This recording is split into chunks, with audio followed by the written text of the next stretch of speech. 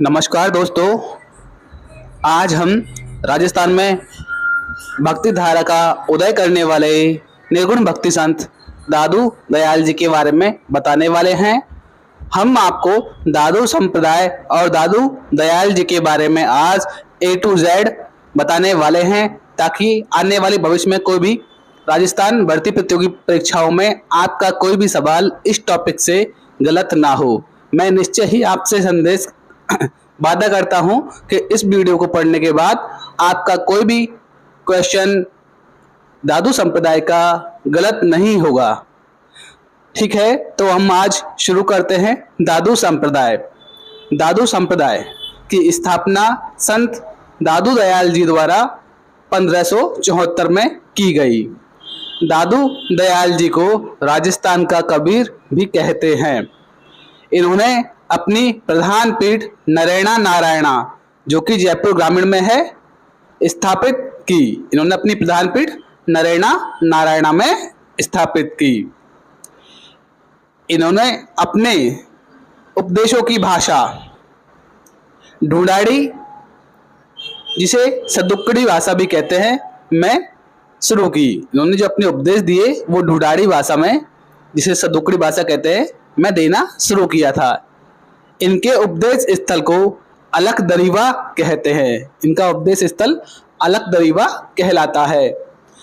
दादू संप्रदाय के लोग जब परस्पर मिलते थे तो उनका अभिवादन शब्द सत्यराम होता था। जब भी ये एक दूसरे से मिलते थे तो सत्यराम कहकर मिलते थे। दादू संप्रदाय में 152 अनुयायी हैं, जिनमें 100 गृहस्थ व 52 एकांतवासी है। इन्हीं 52 एकांतवासियों को दादू जी के 52 स्तंभ या दादू जी के 52 थांबे कहते हैं। दादू संप्रदाय की उपशाखाएं 5 हैं, जो कि निम्न है। हम आज इनके बारे में भी विस्तार से बताएंगे। दादू धर्म की पहली उपशाखा खालसा उपशाखा है। खालसा उपशाखा की स्थापना संत गरीबदास जी, जो कि संत दादू के पुत्र हैं, द्वारा स्थापित की, जिन्होंने अपना प्रमुख केंद्र जयपुर को बनाया। विरक्त, ये दूसरी उपशाखा है। विरक्त शाखा में उन साधुओं को शामिल किया जाता है जो घूम घूम कर गृहस्थ अनुयायियों को उपदेश देते हो। जो घूम घूम कर गृहस्थ अनुयायियों को उपदेश देते हैं, उन्हें दादू धर्म की उपशाखा विरक्त में शामिल किया गया है। दादू संप्रदाय की तीसरी उपशाखा उत्तरादे या स्थानधारी है। इसकी स्थापना दादू संप्रदाय के अनुयायी बनवारी दास, जो कि इनके विशेष शिष्य थे, द्वारा की। उत्तरादे या स्थानधारी उपशाखा की स्थापना बनवारी दास जी द्वारा की गई।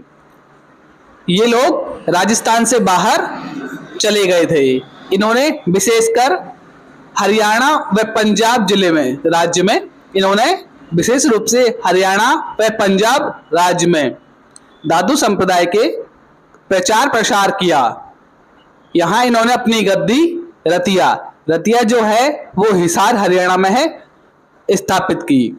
तो बनवारी दास जी ने उत्तरादे या स्थानधारी उपशाखा की स्थापना रतिया, जो कि हिसार हरियाणा में है, स्थापित की।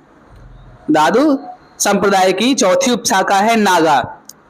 नागा उपशाखा की स्थापना संत सुंदरदास जी, जो कि खंडेलवाल वैश्य परिवार से ताल्लुक रखते हैं, इन्होंने दादू धर्म की चौथी उपशाखा नागा की स्थापना की, जिन्होंने ज्ञान समुद्र बावनी, राम जी अष्टक, सुंदर सार और सुंदर विलास आदि की रचना की है। सुंदरदास जी ने ज्ञान समुद्र बावनी, राम जी अष्टक, सुंदर सार और सुंदर विलास ग्रंथों की रचना की है। दादू संप्रदाय की पांचवी उपशाखा खाकी या भस्म है। खाकी या भस्म से संबंधित अनुयायी अपने संपूर्ण शरीर पर भस्म रमाते हैं और लंबी लंबी जटाएं रखते हैं। तो दादू धर्म की किस शाखा में उनके अनुयायी शरीर पर भस्म रमाते हैं और लंबी जटाएं रखते हैं? तो वो शाखा है खाकी या भस्म उपशाखा। इसी प्रकार इन्होंने अपनी एक विशेष शाखा और बनाई थी। जो अनुयायी थे घुमंतु साधु, जो साधु एक जगह स्थायी नहीं होते थे तथा घूम घूम कर दादू धर्म का प्रचार प्रसार करते थे, उन्हें दादू संप्रदाय में निहंग कहा है। निहंग कहा है। अभी हम संत दादूलाल जी के बारे में कुछ परिचय जानेंगे, कैसा उनका जीवन रहा, कब उनकी मृत्यु हुई और उन्होंने क्या महत्वपूर्ण कार्य किए। तो दादू जी का जन्म 1544 में, दादू जी का जन्म 1544 में फाल्गुन शुक्ल अष्टमी को अहमदाबाद में हुआ। दादू जी का जन्म राजस्थान से बाहर हुआ है, अहमदाबाद गुजरात में। इनकी मृत्यु 1603, यहाँ बाय मिस्टेक गलत लिखा हुआ है। इनकी मृत्यु जो हुई है वो 1603 ईस्वी में ज्येष्ठ कृष्ण अष्टमी को नरेना में हुई। इन्होंने अपनी शिक्षा दीक्षा गुरु बुड्ढन या वृद्धानंद, इनके गुरु का नाम कहीं पर बुड्ढन मिलता है और कहीं पर वृद्धानंद मिलता है। इनसे इन्होंने अपनी शिक्षा दीक्षा प्राप्त की थी। दादू जो कि अहमदाबाद गुजरात के थे, अभी ये राजस्थान में आते हैं और राजस्थान में ये 1568 में सांवर में आकर रहने लगे। सांवर में आकर इन्होंने दुनिया का कार्य किया। दादू जी ने 1568 में सांभर आए और सांभर में कार्य करने लगे, क्योंकि पेट पूजा के लिए कुछ तो कुछ करना पड़ता है, तो इन्होंने दुनिया का कार्य किया।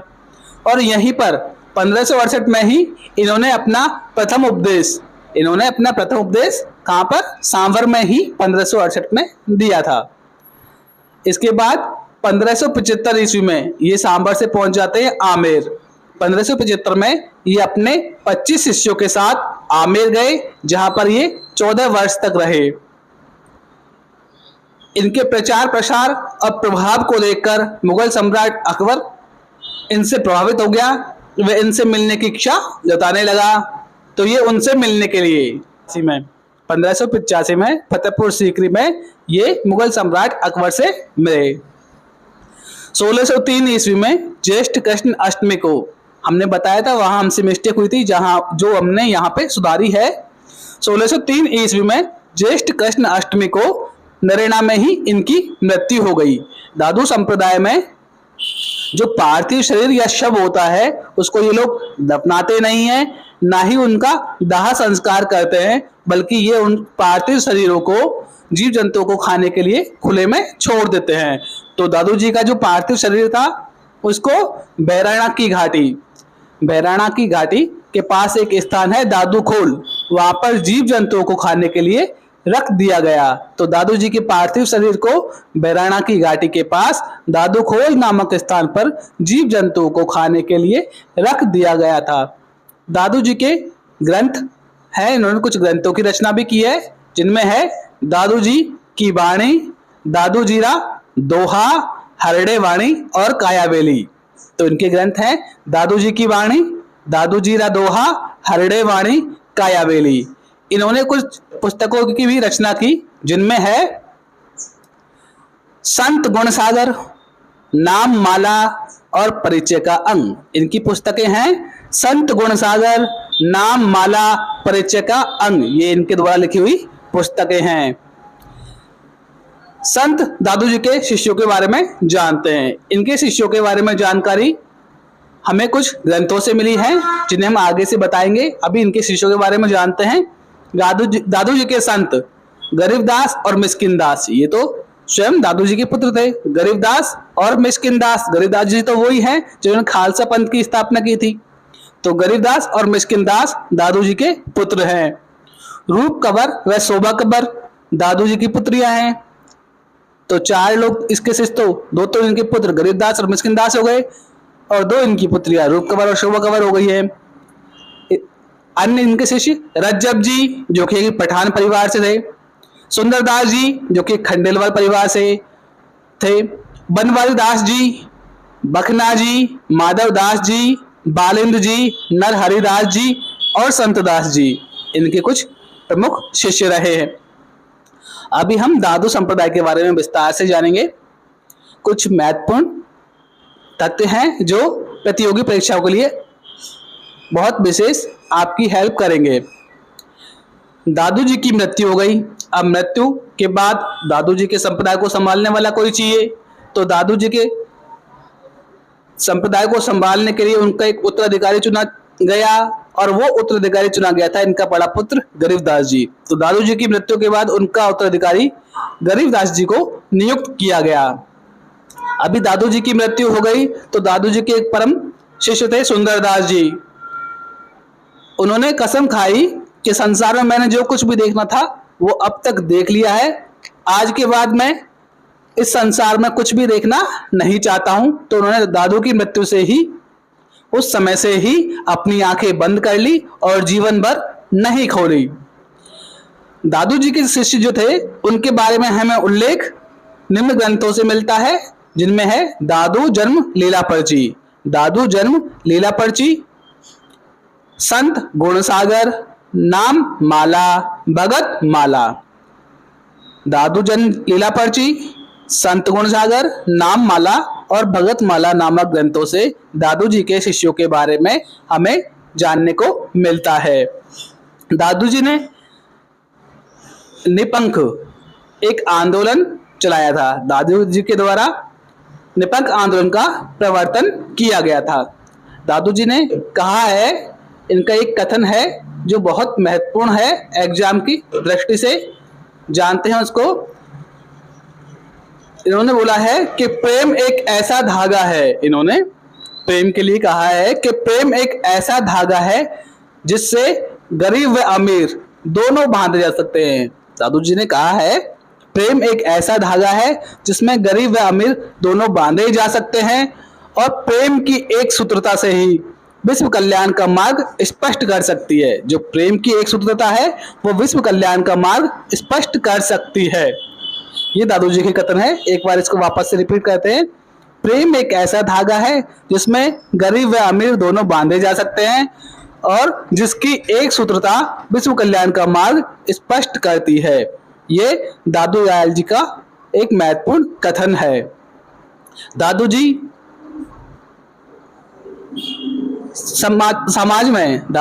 समाज में कर्मकांड, जाति प्रथा, मूर्ति पूजा और रूढ़िवादिता के घोर विरोधी थे। इन्होंने इन चीजों का बहुत ज्यादा निंदा की है।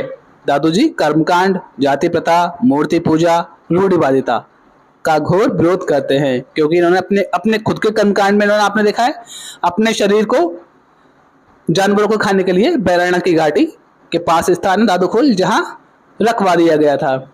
जाति प्रथा के भी ये खिलाफ थे। इन्होंने सभी जाति के लोगों को अपना अनुयायी बनाया है। मूर्ति पूजा के खिलाफ थे। ये सिर्फ शब्दों या वाणियों पर ध्यान देते हैं और ईश्वर की एक सत्ता पर विश्वास करते हैं।